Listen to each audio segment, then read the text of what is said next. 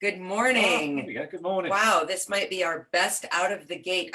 Patty, if you watch our Thursdays, you know our starts are often a little bit sketchy at best. So maybe we've turned over a new leaf in the new year. Wonderful. Welcome, everyone. It's Guest Thursday, kind of quickly becoming our favorite day of the week because it's great to hear other people's stories and to just learn other perspectives on this ongoing conversation. So we're really happy today to have Patti Senn joining us. Patti is an addiction. Are you an addiction counselor, Patti? Is that how I call you? Okay. Sure. And is kind of new to us, which is why I couldn't exactly tell you what she did, but she's working on a great project and has her own really remarkable journey. So Patti, welcome to Daily Dose. Thanks for being with us. Thank you. It's a pleasure to be here. We were just admiring your painting behind you before you got started. So I'm just going to acknowledge it because I like to keep the arts front and center in all my conversations. Absolutely. So Patti, the conversation starter that we typically have is just, can you tell us about your own journey to sobriety? Sure. And I appreciate the opportunity to be here and talk about this. And, you know, everyone's journey is a little bit different. And you know, my journey is maybe not typical, but typical for some people, you know, and I think, you know, the part about my story that's important to understand is I was not a willing participant in getting sober early on. It is not a decision that I made for myself. You know, so this idea that you have to wait for people to want to get better is a myth that I always like to talk about because that's not accurate. You know, I was someone that would never, I don't believe, have gotten to the point where on my own I sought out help. So my journey was my family intervening on me and, you know, going through the legal system to basically force me into treatment. And you know, so I kind of started my sobriety journey kicking and screaming for quite some time. But, you know, obviously looking back, it was absolutely the best thing for me. So, you know, forced treatment, you know, works. And, you know, I just like to talk about the idea that you don't have to wait for people to want it on their own because many people don't. Some people do. Some people are able to have that realization, but many don't. So being forced into treatment started a gradual process of me owning my recovery, but it didn't start there. Patti, do you feel like, is the recovery process harder maybe if you're there unwillingly, or is it just hard no matter what, and so it doesn't really matter what got you there? Yeah, you know, that's another myth or fallacy about treatment is that people that are, you know, there because of legal circumstances or you know, other pressures don't do as well as people that come in on their own, and that's inaccurate. And actually the statistics kind of sway a little bit the other way, that people that are forced into treatment do as well, if not a tad bit better than people that come in on their own. So the bottom line is, you know, what we like to say in treatment is, you know, it doesn't matter what got you in the chair. Yeah. It's the job of the treatment center to help move you along that path. Do you feel like you went in willingly? I think I did. I was just thinking about this. I was going to say no. So. And I was going to start this conversation if it happened with, my recollection is, but I mean, I woke up in the hospital. I'd been put in a coma, so I didn't go through withdrawal knowingly. I don't remember it at all. And I then I was in the hospital for a week. You were in a coma for 6 days? But after that, before. Oh, another week. Yeah. Another week. I mean, in that week, I kind of found an inner peace. So when they started talking about rehab, I just sat down and went, yeah, makes sense. I mean, we had an argument about, I thought I could do it. I met with I think she was a social worker. You did. Who convinced me. No, Or She allowed you to all convince right, her. I Yes. allow whatever happened. There was the idea at the time was that I would go to like I call it daycare, Patty. Yep. or Yeah. I think it was actually night release. She went there after dinner. Oh, yes, yes. You were going to go to work all day and then go to treatment at Yeah. night. Yes. So I think it was to 9:30. Hmm. So when you get in there, you take a breathalyzer, and then you're there for 4 hours, and you come home and go to bed. And I thought I could do it that way, and Dana informed me that wasn't how it was going to happen. Well, had a chat with the social worker, and then the social worker suggested I go to inpatient high intensity treatment, on which Dana suggested I did the same, and I just thought, yeah. yeah, I would agree that But by that point I was you were open to pretty it. willing. Yeah. So I was open to it. I mean, it was scary. That was a scary first day. And then, my first AA meeting the day after, when I first admitted I was an alcoholic. First week was tough for me, but it got better, and I started to listen. And we were told about how many, through a few statistics at us. Most of the time I was there, I was scared. I heard that 10 to 15% of people are successful, really successful for long-term sobriety. And I thought, well, God, those odds are terrible. I've got better odds of becoming an astronaut.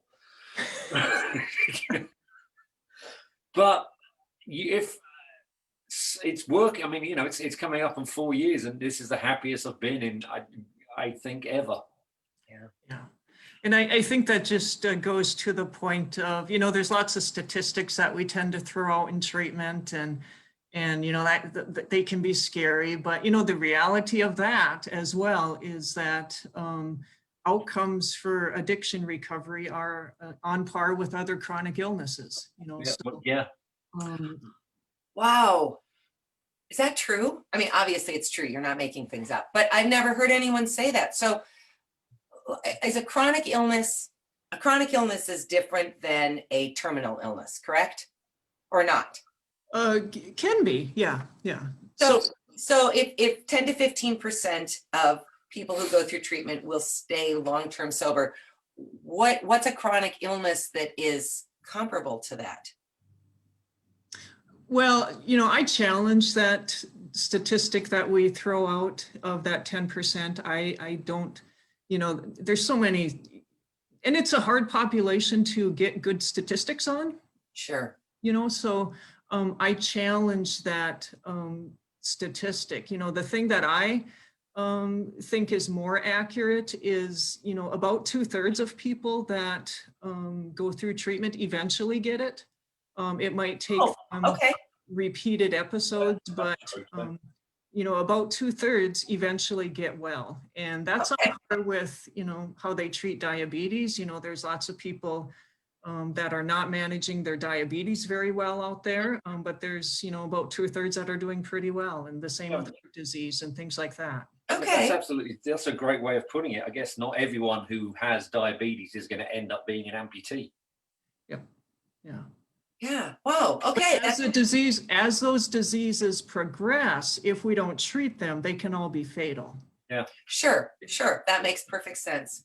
Well, Patti, that sort of segues into, I think, a piece of your story that is really interesting, in that you have been working, and you're free to say where you work or not. I'll leave that up to you, but you are in the process right now of not just dreaming about a new type of treatment, but funding for it, and it's on its way. So what can you tell us about Soul Solutions Recovery Center? Yeah, well, thank you for letting me share about it. And the thought about Soul Solutions is we really want to do treatment and recovery different. When we go back to talking about addiction as a chronic disease, we're still stuck in the model of thinking we can treat it in these short acute care models. And that it really does a disservice to people, and it leads to poor outcomes. So we need to really transform how we provide treatment and recovery services for people. So our program will provide outpatient programming for people, but we will also have a recovery center component that will help people transition from treatment into recovery. Because most people that struggle after treatment, it's not necessarily because they don't want it, it's because they don't have the life skills to be successful. So the recovery center piece of things is an opportunity to connect and to learn new skills in recovery. So if all you do is put the plug in the jug, so to speak, and don't do anything different in the rest of your life, you're going to have a hard time being successful. So we want to set people up to be successful by giving them opportunities to really address other areas of their life. It's so, it feels so practical, Patti. Like I'm listening to you talk about it and I think, well, how is that not already happening? Yeah. I mean, so you have been an addiction counselor for a long time. You have certainly, I'm sure, seen the gamut from successful to recurring to failed efforts at sobriety. Yeah. Why do you think, this is a big question, but why do you think we've been so slow culturally to think about this, what seems like a fairly evident, obvious thing of ongoing, continuing education, for lack of a better phrase? Yeah, there's probably a few reasons for that. When you look at the business side of things, there's not a lot of money in, kind of those lower levels of engagement for people. But we're still stuck in this idea that treatment is all you need, and treatment is not recovery. Treatment is the tip of the iceberg in what you need to do to maintain sobriety. And so we just need to keep crashing that stigma that, if you go to treatment, you're going to come out and everything's going to be fine. And that's not accurate. Well, if we continue this analogy to chronic illness, I mean, if you have diabetes, you go see a doctor with pretty good regularity, and you're working with a nutritionist if you're fortunate, and you're thinking about exercise, and there's a holistic approach to it. It's not just what is your insulin level, end of story. Yeah. And they don't close your case out, after you've been there for 6 weeks. You do get regular checkups, and that's another thing that we don't do very well in treatment. We graduate you, implying that you're done with this process, and say good luck. And then we're surprised when people come back, when we don't give them the tools to be successful after treatment. Wow.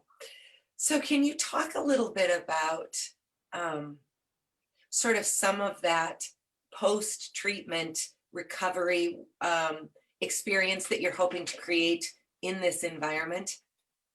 Yeah, and the recovery center is open to the community, because it's really a wellness center. So it's not just for people that have gone through treatment. And so it's really an eclectic mix of, different opportunities for people to learn new skills, to take a class, whether that's a pottery class, some type of art class, being in groups, taking a class, listening to speakers, really back to that holistic, treating the whole person. And again, what's going to work for one person is going to be different for the next person. So having lots of different options available for the community. I love that idea, because what I think that does, in addition to providing sort of models for people in recovery to see other kinds of lifestyles, it also starts to destigmatize people who suffer with addiction. We don't look at someone with diabetes and other them because they have a sick, what is that, your liver? What your pancreas or whatever processes your stuff. Too often I try to get a little sciencey, and that never serves me well. But we don't stigmatize them for developing or having been born with that, but we definitely stigmatize addicts. And I mean, we talked about this the first day we talked, but just that notion of shame and fear and hiding and all of that. If you and I are there and you're an addict and I'm not, but we're still there having coffee, then who cares?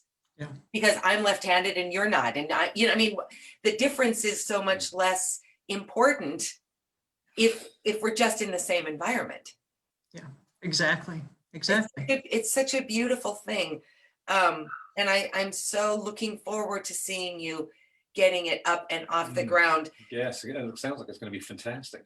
There's another piece to this that I am particularly drawn to, and that's this idea of treating first responders and providing a place for police officers, EMTs, fire people, firemen and women, I guess, and recognizing that that's a different kind of treatment program.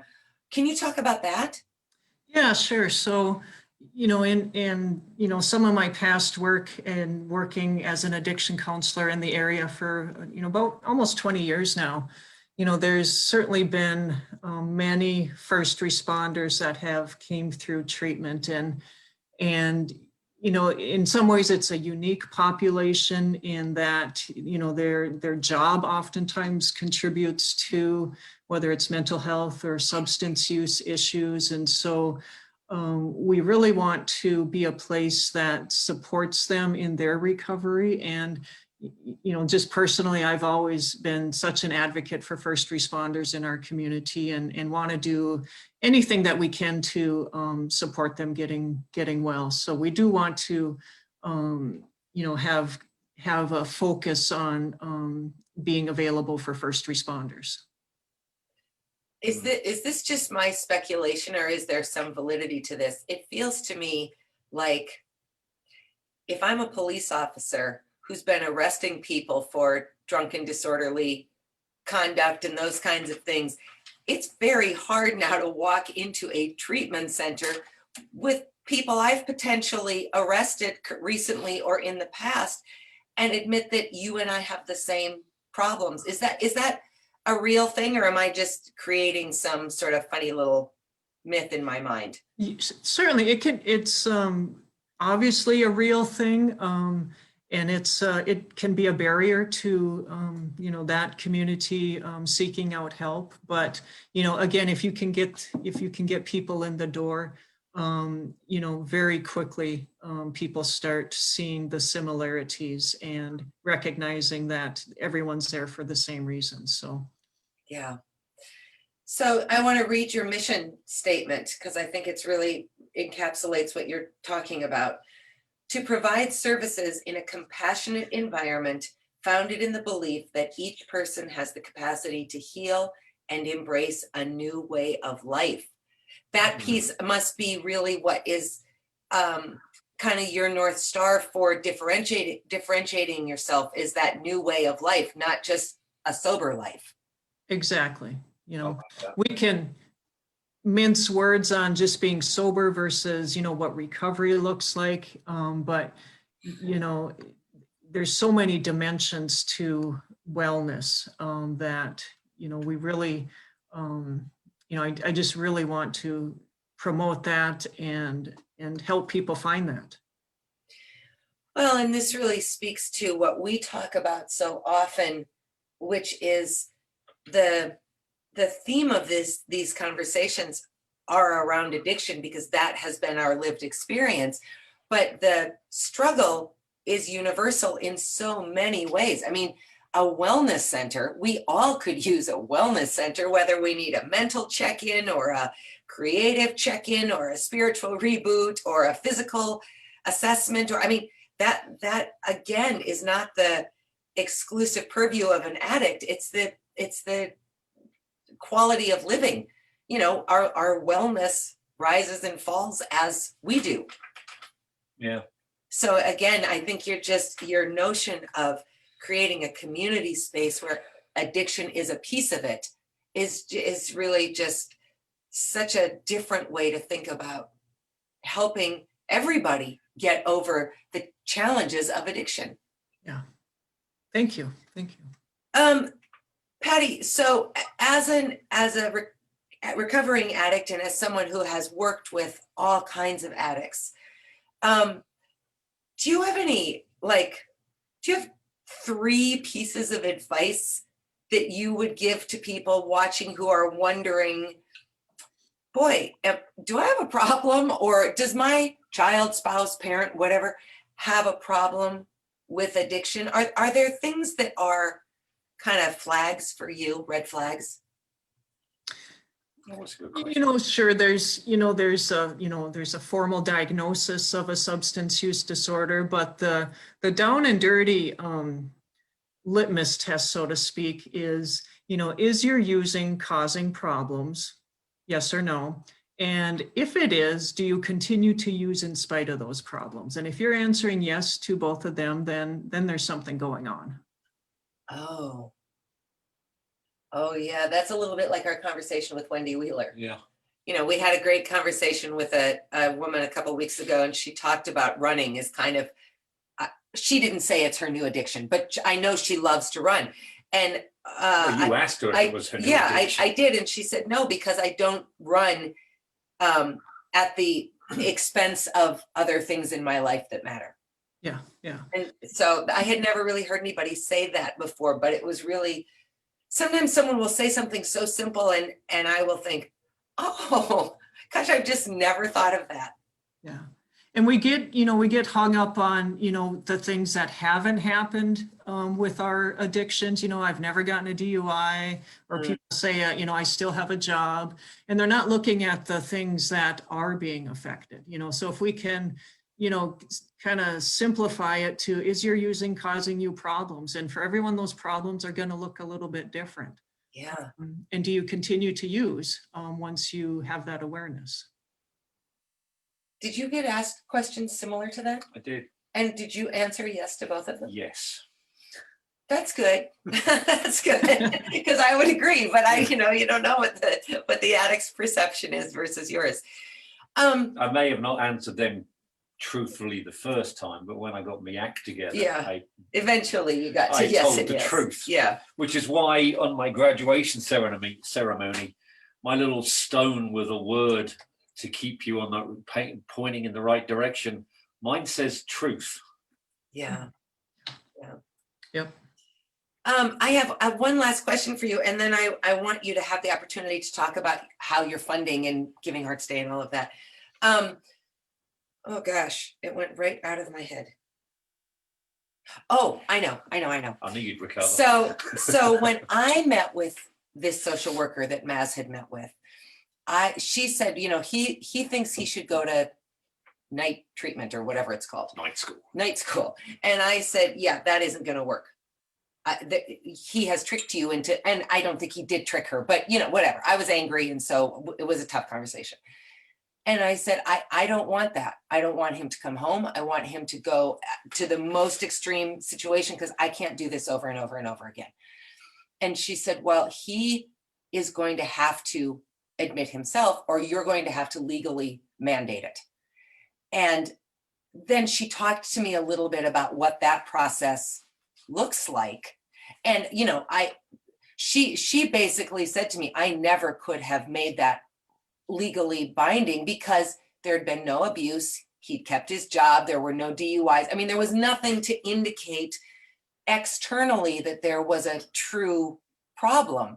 So, other than being in a coma in a hospital. Yeah. But that was a medically induced coma. Yes, that's true. That is true.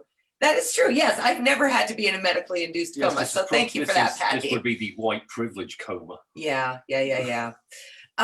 But I'm wondering, how hard is that process to pursue on behalf of someone else?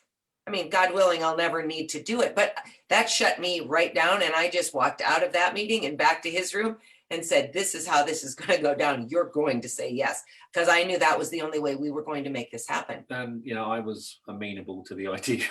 At that point, yes. Well, yeah, I mean, Well, let's let Patty answer the question. Yes. So there's probably a couple of different layers to this question.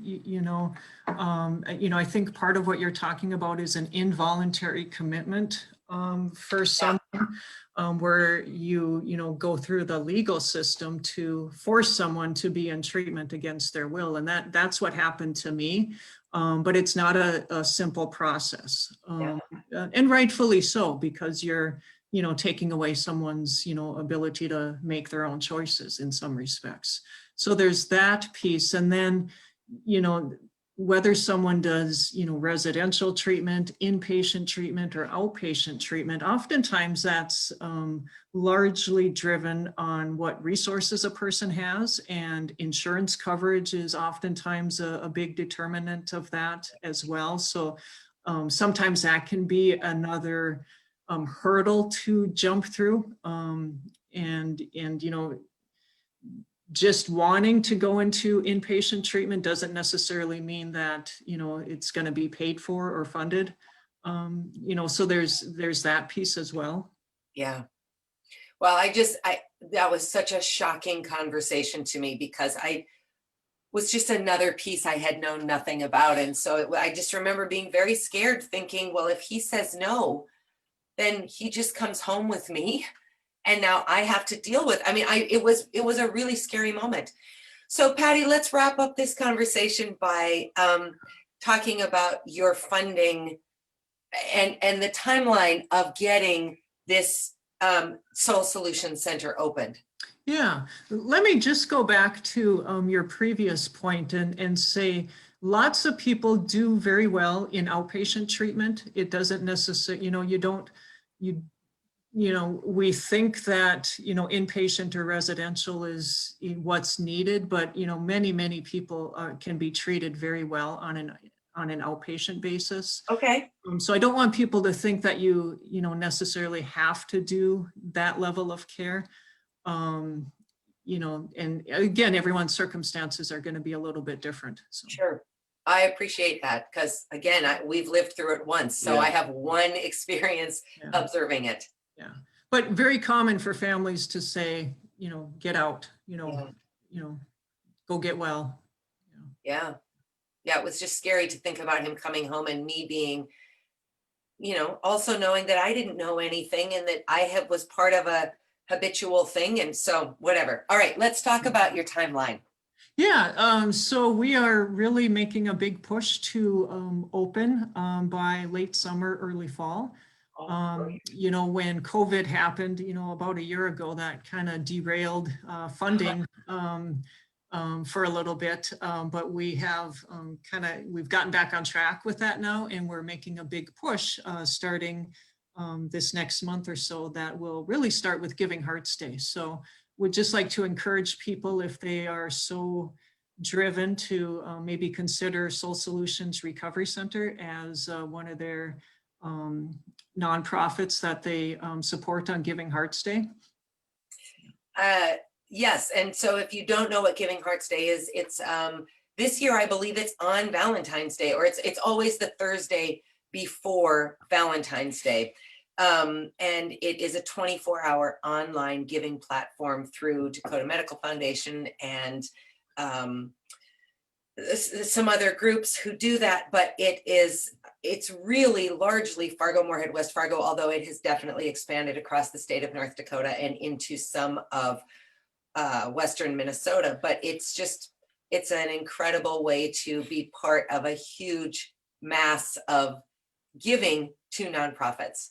Yeah, it's really a fun experience. And what they're doing this year is they are allowing you to schedule your gift beforehand. So as of a couple of days ago, you can actually go online and donate and schedule it for Giving Hearts Day. But if you want to kind of take care of it ahead of time and not worry about doing it on Giving Hearts Day, you can, that's an option for you this year. Well, that's fabulous. We wish you great luck with the fundraising. I'm sure this is a big financial lift to build a facility, create a new paradigm, and really, I think, be what I hope for your sake and for everyone who experiences it, a new model of treatment for overall wellness. Yeah. Addiction being a piece of it. Yeah. Thank you very much. We're really excited, and Yeah, well, we'll have you back on after you've raised the money when you're ready to go, and we can Yes, take a that'd be tour of the great. space, and that will be amazing. Maybe we can even do it in person by then. That would be amazing. We'll shoot for that. that sounds wonderful. Patti, thank you for Thanks, your Patti. work. Best Thanks of for luck. sharing it with us. Thank you so much. I appreciate what you guys are doing. So thank you. Thank Oh, you. We'll thank talk you. soon, and Happy New Year. Take care. Everybody else, we will see you tomorrow at tomorrow. 8:30. Bye.